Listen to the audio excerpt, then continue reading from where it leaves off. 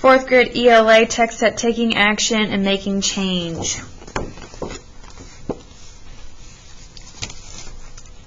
The title of this book is Emmaunual's Dream, the true story of Emmaunuel of Fosu, Yabo, by Laura Ann Thompson and Sheen Qualls.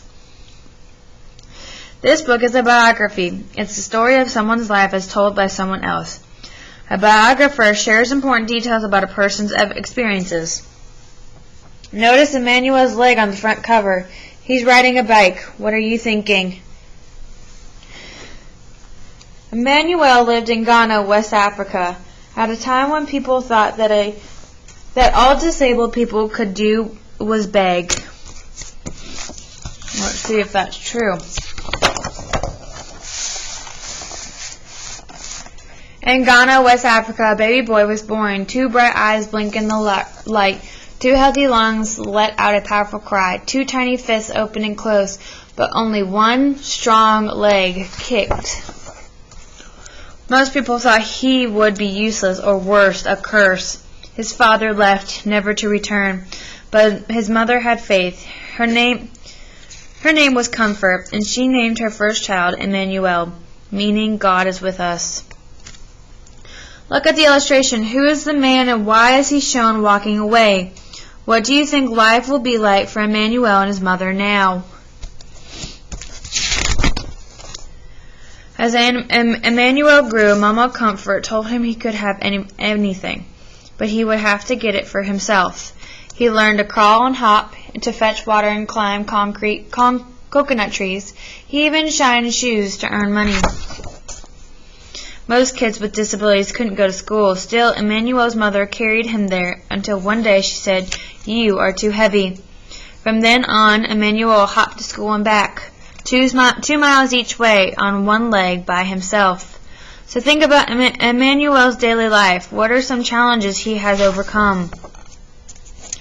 At first, nobody would play with him, so Emmaunuel saved his money and bought something none of his classmates had, a brand new soccer ball. Of course he would share it, if he could play too. Lunging and spinning on crutches his grandmother had found for him, and kicking the ball with his good left foot, Emmaunuel earned their respect. So why did Emmaunuel save his money to buy a soccer ball? How was this a turning point in his life? His new friends sometimes used their lunch money to rent bikes. Would Emmaunuel be able to join them? His friend Godwin pushed him fast so he could balance. Over and over again, Emmaunuel fell hard, but finally he rode. Emmaunuel was 13. Mama Comfort got very sick. She could no longer sell vegetables at the market, and Emmaunuel's sister and brother were too little to work. He would have to support them. Against his mother's wishes, Emmaunuel snuck out and boarded a midnight train to the bustling city of Accra, 150 miles away, alone. He didn't know it then, but it would be 2 years before he saw his family again. Emmaunuel arrived full of hope. There were so many people, but no one would hire him.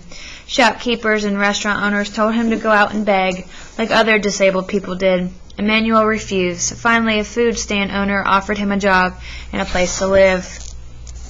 When Emmaunuel wasn't serving drinks, he kept busy shining shoes. He earned money and sent it home. One morning, when Emmaunuel went to buy shoe shining supplies, the shopkeeper thought he was there to beg and scolded him. Insulted, Emmaunuel slammed his money down on the counter. The shopkeeper apologized, but Emmaunuel would never forget. So one word that describes Emmaunuel is determined. Who has an example that shows Emmaunuel's determination? When Mama Comfort grew sicker, Emmaunuel went home to be with her. From her bed on Christmas Eve, she told her son, "Be respectful, take care of your family, don't ever beg, and don't give up." By the next morning, Emmaunuel's beloved mother was dead.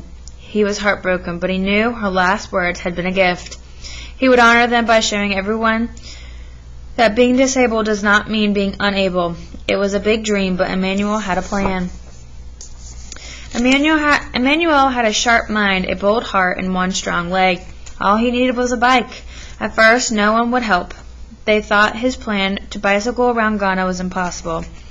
Then Emmaunuel wrote to the Challenge Athletes Foundation, all the way in San Diego, California.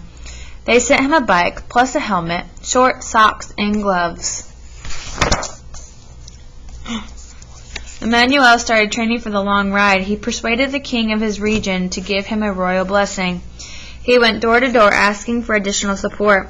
Finally, he hired a taxi to follow him with drinking water, a camera, and his best friends.